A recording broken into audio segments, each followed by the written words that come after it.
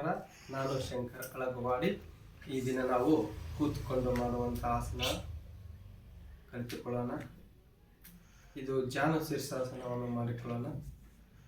ಜಾನು ಶೀರ್ಷಾಸನವೆಂದರೆ ಜಾನು ಎಂದರೆ ಮಂಡೆ, ಮೊಣಕಾಲು, ಶಿರ ಎಂದರೆ ತಲೆ.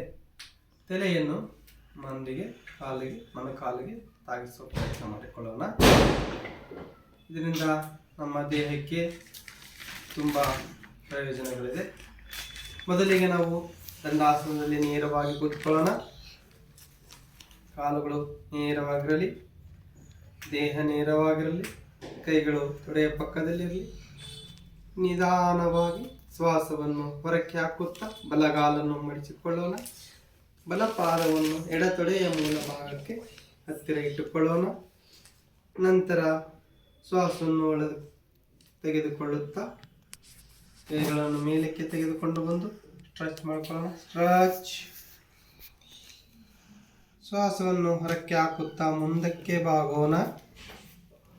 ಯಾರು ಮೊದಲ ಹಂತದಲ್ಲಿ ಮಾಡ್ತಾರೋ ಅವರು ನಿಧಾನವಾಗಿ ಒಂದೊಂದು ಹಂತವಾಗಿ ಒಂದೇ ದಿನಕ್ಕೆ ಬರಲ್ಲ. ನಿಧಾನವಾಗಿ ಮೊದಲಿಗೆ ಹೆಬ್ಬೆರಳಿಗೆ ಕೈಗಳನ್ನು ತಾಗಿಸುವ ಪ್ರಯತ್ನವನ್ನು ಮಾಡಿಕೊಳ್ಳೋಣ. ನಂತರ ನಿಧಾನವಾಗಿ ಕೆಲವು ದಿನಗಳ ನಂತರ ಸಹ ನೀವು ಪಾದಗಳನ್ನು ಲಾಕ್ ಮಾಡಿಕೊಳ್ಳೋಕ್ಕೆ ಬರ್ತದೆ. ಸೊ ನಂತರ ನಾವು ಎರಡು ಕೈಗಳಿಂದ ಪಾದಗಳನ್ನು ಲಾಕ್ ಮಾಡಿಕೊಳ್ಳೋಣ. ಹಾಗೆ ಶ್ವಾಸವನ್ನು ಹೊರಕ್ಕೆ ಹಾಕುತ್ತಾ ಮನೆಯನ್ನು ಎಡಗಾಲು ನೇರವಾಗಿರಲಿ. ಮನಕ್ಕೆ ಸಾಧ್ಯವಾದರೆ ಮನೆ ಕೈಯನ್ನು ನೆಲಕ್ಕೆ ತಾಗಿಸುವ ಪ್ರಯತ್ನ, ಮನೆಯನ್ನು ಮಂಡಿಗೆ ತಾಗಿಸುವ ಪ್ರಯತ್ನ. ಈ ಸ್ಥಿತಿಗೆ ಹೋಗಿ ಅಲ್ಲಿ ಸಹಜವಾದ ಉಸಿರಾಟ ಮಾಡಿಕೊಳ್ಬೇಕು. ಯಾವುದೇ ಕಾರಣಕ್ಕೂ ಶ್ವಾಸವನ್ನು ಹಿಡಿಯಬಾರದು. ಈ ಥರ ನಾವು ಮಾಡುವುದರಿಂದ relieves the depression, anxiety and the migraines. ಅದಲ್ಲದೆ ಆಸನವು ನಮಗೆ ಹೃದಯ ಮತ್ತು ಲಂಗ್ಸನ್ನು ಅತಿ ಉತ್ತಮವಾಗಿ ಚಟುವಟಿಕೆಯಿಂದ ಇರಲು ಸಹಕರಿಸುತ್ತದೆ.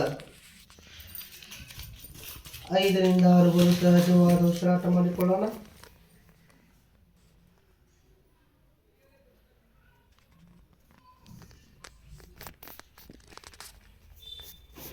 ನಂತರ ನಿಧಾನವಾಗಿ ಶ್ವಾಸವನ್ನು ಒಳಗೆ ತೆಗೆದುಕೊಳ್ಳುತ್ತಾ ಕೈಗಳ ಮೇಲಕ್ಕೆ ತೆಗೆದುಕೊಂಡು ಬರೋಣ. ಸ್ಟ್ರೆಚ್ ಮಾಡೋಣ. ಸ್ಟ್ರೆಚ್. ನಿಧಾನವಾಗಿ ಶ್ವಾಸವನ್ನು ಹೊರಕ್ಕೆ ಹಾಕುತ್ತಾ ಕೈ ಕೆಳಕ್ಕೆ ಸ್ಥಿತಿಯಲ್ಲಿ ಇರೋಣ. ಇನ್ನೊಂದು ಇದೇ ಥರ ಪರಿವೃತ್ತ ಜಾನು ಶೀರ್ಷಾಸನ ಮಾಡ್ಕೊಳ್ಳೋಣ. ಶ್ವಾಸವನ್ನು ಒಳಗೆ ತೆಗೆದುಕೊಳ್ಳುತ್ತಾ ಕೈಗಳು ಮೇಲಕ್ಕೆ ಸ್ಟ್ರೆಚ್, ದೇಹ ಬಲಕ್ಕೆ. ಶ್ವಾಸವನ್ನು ಹೊರಕ್ಕೆ ಹಾಕುತ್ತಾ ಮುಂದಕ್ಕೆ ಬಾಗೋಣ. ಮೊದಲಿಗೆ ಎಡಗೈಯಿಂದ ಪಾದದ ಮಧ್ಯಭಾಗದಲ್ಲಿ ಇಟ್ಕೊಳ್ಳೋಣ. ನಂತರ ಕಿರುಗಳು ಇಟ್ಕೊಳ್ಳೋಣ. ಎರಡೂ ಕೈಗಳಿಂದ ಲಾಕ್ ಮಾಡಿದ್ದೀವಿ. ಈಗ ಎರಡೂ ಕೈಗಳ ಮಧ್ಯದಲ್ಲಿ ಕುತ್ತಿಗೆ ಇರುತ್ತದೆ. ಸಾಧ್ಯವಾದರೆ ಬಲಕ್ಕೆ ದೇಹವನ್ನು ಒಗ್ಗಿಸೋಣ. ಕಾಲು ನೇರವಾಗಿರಲಿ. ಅಲ್ಲಿ 5 ರಿಂದ 6 ಬಾರಿ ಸಹಜವಾದ ಉಸಿರಾಟ ಮಾಡಿಕೊಳ್ಳೋಣ.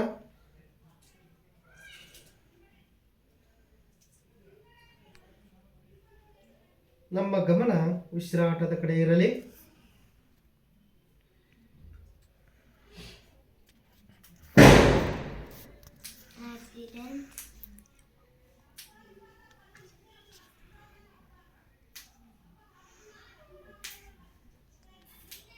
ಶ್ವಾಸವನ್ನು ತೆಗೆದುಕೊಳ್ಳುತ್ತಾ ಕೈಗಳ ಮೇಲಕ್ಕೆ ಸ್ಟ್ರೆಚ್.